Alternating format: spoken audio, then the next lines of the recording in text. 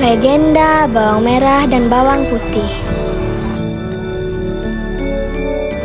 Pada zaman dahulu kala, hiduplah sebuah keluarga yang sangat bahagia. Terdiri dari seorang ibu yang cantik dan baik hati, seorang ayah yang bekerja sebagai pedagang, dan seorang putri yang bernama Bawang Putih. Kita sebut saja Bawang Putih karena paras wajahnya yang cantik, sifatnya yang baik hati, penurut, dan juga tulus.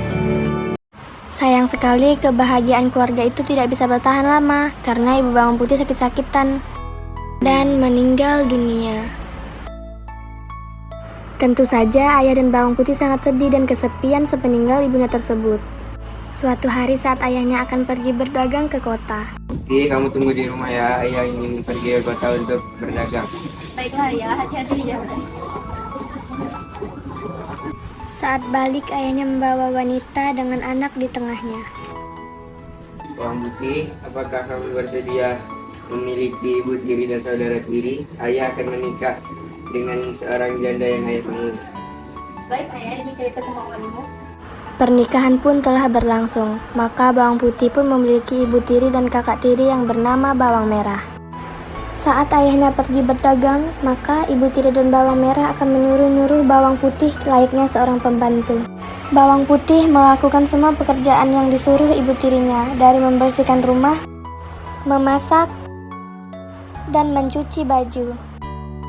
Jika pekerjaan Bawang Putih tidak beres, ibu tiri akan menghukumnya dengan tidak memberinya makan.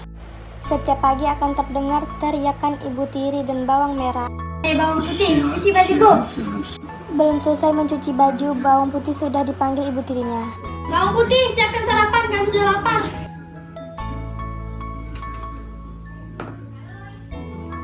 Suatu hari, ayah Bawang Putih pulang ke rumah dan jatuh sakit. Saat ayahnya sedang sakit, Bawang Putih tidak pernah meninggalkan ayahnya sendirian. Namun apa daya, Tuhan berkata lain. Ayah Bawang Putih pun meninggal dunia. Tinggalkan Bawang Putih, ayah. Ibu tiri dan Bawang Merah justru kegirangan karena rumah dan harta ayah Bawang Putih menjadi miliknya.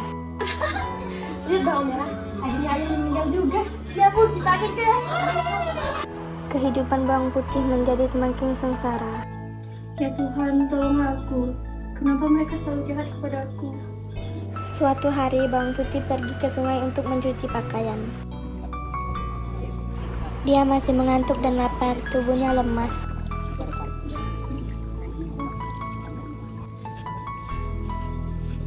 Saat mencuci, Bawang Putih tidak sadar jika selendang kesayangan Bawang Merah hanyut. Ketika Bawang Putih menaikkan pakaian ke atas, dia terkejut selendang Bawang Merah tidak ada. Hah? Selendang Bawang Merah di mana? Jangan-jangan hanyut di sungai. Bagaimana? Pasti Bawang Merah dan ibu bakal marah padaku. Sesampainya di rumah, Bawang Merah sangat marah. Maaf, selendang kesayanganmu hanya di sungai. Hei, apa kamu tidak tahu itu selendang kesayanganku? Ibu, lihatlah, dia sangat tidak becus saat bekerja. Bawang Putih, pergi cari sana selendangnya. Kau tidak boleh pulang sebelum mendapatkannya. Bawang Putih mencari selendang itu menyusuri sungai. Di tengah jalan, Bawang Putih menemukan seorang nelayan yang sedang mencari ikan. Apakah paman ada melihat selendang merah yang hanyut di sungai ini? Oh iya, paman melihatnya. Sepertinya selendang itu diambil nenek tua yang sedang mencuci pakaian tadi. Rumah nenek tua itu ada di sana. Bawang Putih pun segera pergi mencari rumah nenek tua. Akhirnya dia menemukan sebuah rumah. Bawang Putih mengetuk pintu rumah. Kemudian nenek tua keluar. Permisi, Nek. Apakah Nenek menemukan tenda merah milik saudariku? Ada anak di datang. Siapa namamu? Nama saya Bawang Putih. Ya, kamu tidak selendang itu, tapi ada satu syarat jika kamu bersedia membantu nenek. Kalau begitu, saya bersedia, Nek.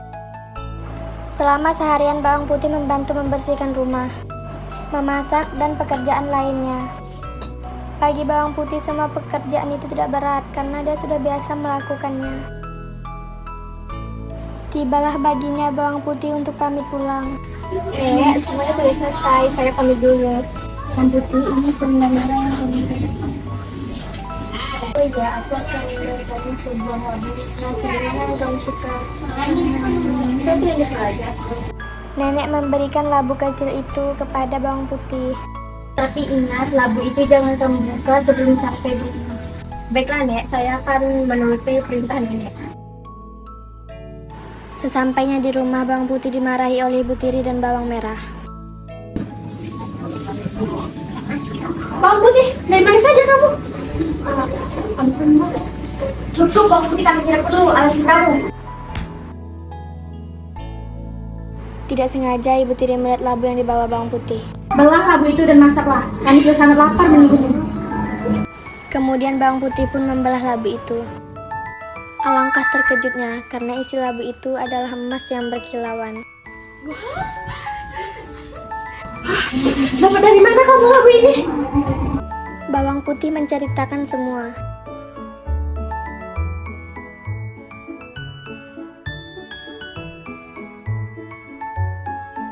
Bawang putih, harusnya kamu pilih yang lebih besar. Pasti isinya lebih banyak. Mendengar kata-kata bawang merah, si Ibu Tiri mendapat ide. Bawang merah, sekarang ini labu. Bila aku salah, dia mungkin sedang merahmu. Tapi aku takut. Demi labu itu aku akan pergi. Keesokan harinya bawang merah pamit pergi dengan ibunya.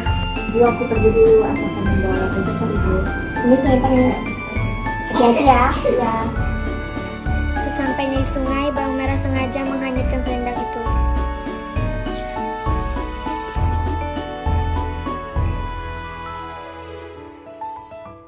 Diam-diam bawang merah mengikuti arah selendang itu hanyut. Benar saja, selendang itu kembali dipungut nenek tua.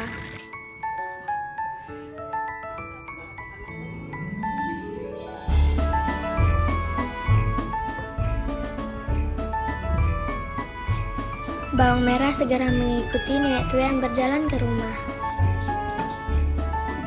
Bawang merah mengeluh. Duh, aku lelah sekali. Sesampainya di rumah nenek tua, bawang merah mengetuk pintu. Nenek yang baik hati, apakah kamu melihat selendang merah milikku? Oh iya, kebetulan nenek temukan tadi di sungai. Seperti halnya dengan bawang putih, syaratnya membantu nenek. Bawang merah mengangguk. Padahal di rumah nenek tua, kerjanya hanya malas-malasan saja. Sangat sekali kalau bukan karena labu itu aku gak bakal mau lakukan ini. Akhirnya semua sudah selesai. Tidak sabar labu itu akan ada di tanganku. Nek, aku pamit pulang malah hadiah untukku. Ini sebagai hadiah dariku, ambillah satu labu. Aku pilih yang besar dong, Nek. Ingat, jangan kamu buka labu itu sebelum sampai di rumah. Itu pasti dong, Nek. Bawang merah tiba di rumah dengan semangat. Ibu, aku pulang dengan labu besar ini, Ibu. Wah, anak ibu memang yang terbaik. Ayo kita buka labu ini. Karena sifat mereka yang serakah tidak mau berbagi dengan bawang putih. Hei bawang putih, pergi sana ke sungai. Ibu. Mereka pun membuka labu ajaib itu. Betapa terkejutnya, ternyata labu itu tidak berisi emas, melainkan ular. Bawang merah dan ibunya lari dari rumah, mereka tidak pernah kembali. Tak lama kemudian, pangeran mencari bawang putih. Dia telah mendengar semua cerita tentang bawang putih. Putih, apakah kamu baik-baik saja? Ya, aku baik-baik saja. Tuan wanita ini bawang putih yang dikenal dengan berhati baik dan tulus, tapi malang sekali nasibnya. Bawang putih, karena kamu sudah melewati sukses sendirian, sekarang kamu berhak bahagia bersama saya. Apakah semuanya sudah berakhir? Ibu dan saudara tiri kamu sudah pergi dari sini. Kamu akan memulai hidup yang bahagia. Kamu bersedia menjadi istri saya? Baiklah, saya bersedia. Dan segera pernikahan pangeran dan bawang putih dilakukan. Mereka pun hidup bahagia selamanya. Demikian, jadilah seperti bawang putih yang baik hati. Dan jangan jadi seperti bawang merah yang serakah. Karena perut orang serakah layaknya tak pernah sadar, yang takkan pernah puas.